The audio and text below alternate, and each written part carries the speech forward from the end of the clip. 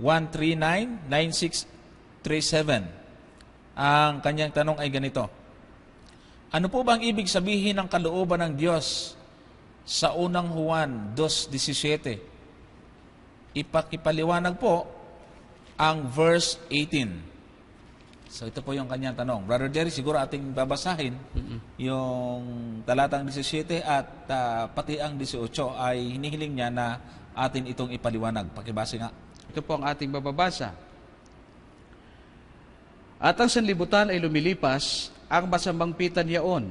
Datapot ang gumagawa ng kalooban ng Diyos ay nananahan magpakailanman. Mumunting mga anak, ito ang huling oras.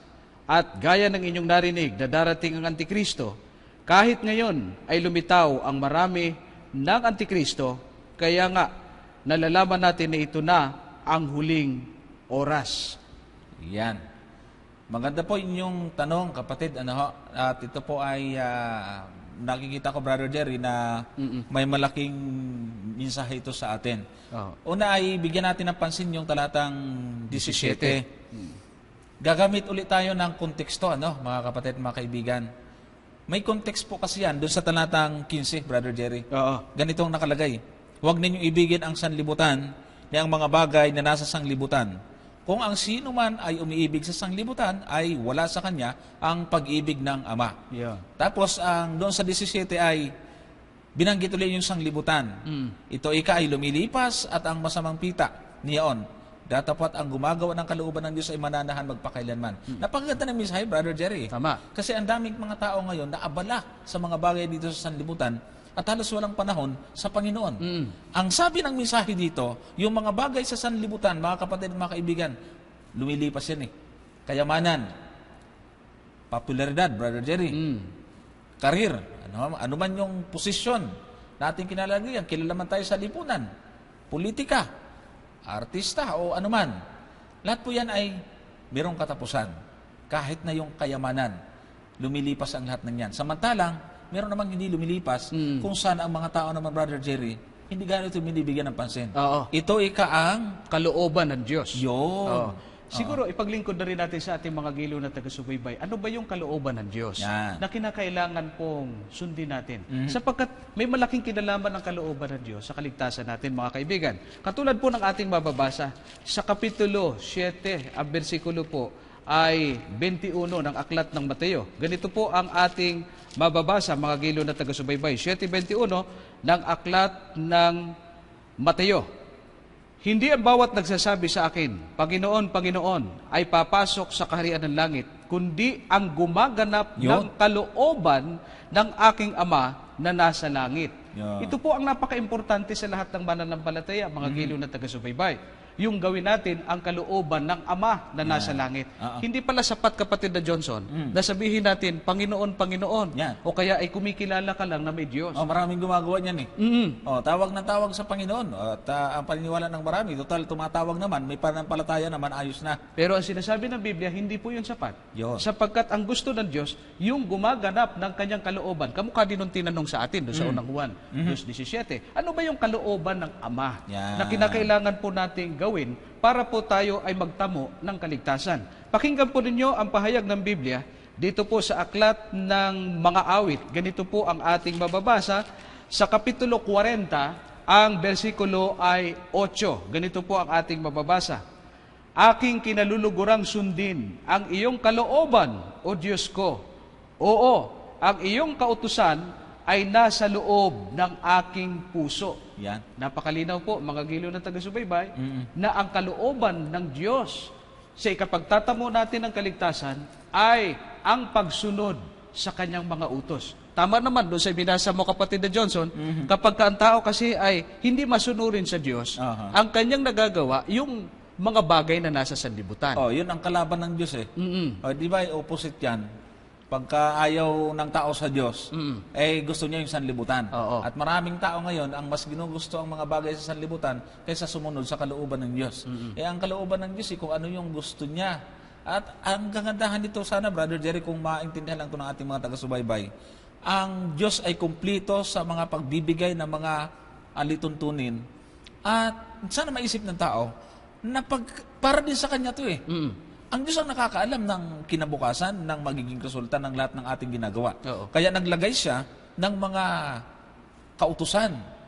Pag ginanap ito ng tao, mapapabuti siya eh. Tama yun. Walang tao na pag sumunod sa mga kalooban ng Diyos, mapapasama. O, yun na nga. Pero pagka lumabag, sanlibutan. Yun ang gustong paiwanan sa atin dun sa talata. Oo. Puntahan natin yung Talatang 18. 18. Ay ganito ang nakalagay, mga kapatid. Mumunting mga anak, ito ang huling oras. At gaya ng inyong narinig na darating ang Antikristo. Kahit ngayon ay lumitaw ang marami ng Antikristo. Kaya nga, nalalaman natin na ito na ang huling oras. Maganda ho ito, mga kapatid, kasi mayroong prophetic Antichrist, Brother Jerry. Oo. Itong direktang pagkabanggit dito, ibig sabihin, itong Antikristo dito ay existed na sa panahon ng mga apostol. Oo, ni Apostol Juan. Ang komentary po ng iba't ibang mga Bible commentary, katulad ni Albert Barnes, Brother Jerry, yung ibig sabihin ng Antikristo dito, ay tumutukoy ito sa mga aral na naglilitawan sa kanilang panahon kontra sa aral ng mga alagad na galing kay Kristo. Oo. Kasi ang mga dala ng mga alagad na doktrina at aral galing sa ating Panginoong Jesucristo. Tama. Meron din namang mga lumilitaw. Iba rin naman ang dala. Kasi ang aral ng kaligtasan ang kaligtasan, Brother Jerry, ay sa pamagitan ng biyaya. Pero marami din nagkalat noon na ang kaligtasan makukuha mo sa pagsunod. Meron pang ang mga daladalang mga aral yung mga Hudyo na hindi maiwanan eh. Oo. Kailangan ay sa kautusan maligtas. At marami pang iba. Basta kontra sa aral ni Kristo, ang tawag nila nung time na yon Antikristo. Hindi ito yung prophetic Antichrist, Brother Jerry, na nangyari sa huling araw. Correct. Ang huling oras dito na binabanggit, ang sabi rin ng mga Bible commentator ay tumutukoy ito sa pagbagsak ng Jerusalem. Natatandaan po ninyo, itong si Juan ay siya rin yung kasama sa Four Gospel na sumulat ng destruction of Jerusalem, Brother Jerry, na mayroong dual fulfillment. Na yung partial fulfillment nito, ito yung pagbagsak ng Jerusalem sa kamay ng mga Romano, Brother Jerry. Pero sabi ng ilang mga commentator dito, Brother Jerry, ay ang epekto nito partially sa destruction of Jerusalem, pero ang kabuuan nito, ang epekto nito ay hanggang sa huling araw. Yan po yung ibig sabihin. Huwag po tayong malito doon sa Antikristo, no? Iba po yung Antichrist na binabanggit dito. Ito yung mga tao na nangangaral ng ibang ebanghelyo. Na sabi ni Apostol Pablo ay itakwil. Doon sa Galatia 1. Siguro paglingkod natin. Sige, basahin natin. Sa Kapitulo 1 ng Aklat ng Galatia, ang bersikulo po ay 8. Ganito po ang ating bababasa na bilin ni Apostol Pablo, palibasa may mga Antikristo na sa kapanahonan nila noon ng mga alagad. Ito ang sinasabi po ng Biblia, Galatia 1:8. Ganito po ang mababasa. Datapwat kahibat kami, o isang anghel na mula sa langit, ang mangaral sa inyo ng anumang ebanghelyo na iba sa aming ipinangaral sa inyo ay matakwil. Ayon po sa ating binasa mga giliw na taga-subaybay, ang pahayag ng Apostol Pablo, kahimat kami. Isinaman niya na ang kanyang sarili. O kaya isang anghel na nanaog mula sa langit, mangaral ng ibang ebanghelyo na hindi nila itinanggap, ito ay matakwil.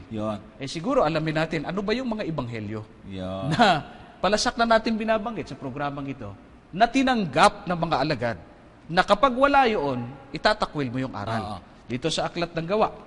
Paborito nating talata ito, kapatid na Johnson, sapagkat ito po'y palagi nating ginagamit sa programang ito. 7. At tayo lang naman gumagamit yan eh. Versikulo 38 ng Aklat ng Mga Gawa. At sabi nito, ito yaong naroon sa iglesia sa ilang, na kasama ang anghel na nagsalita sa kanya sa bundok ng Sinai, at kasama ng ating mga magulang na siyang nagsitanggap ng mga aral na buhay upang ibigay sa atin.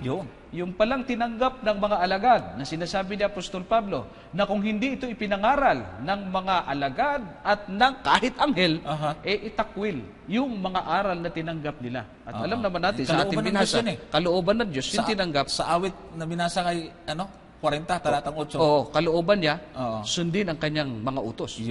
Kautusan at 10 utos kasama sa kalooban ng Diyos. Kasama po na yun. pag hindi iniaral ngayon ng iba, kontra sa aral ng Ama at ni Kristo, itatakwil.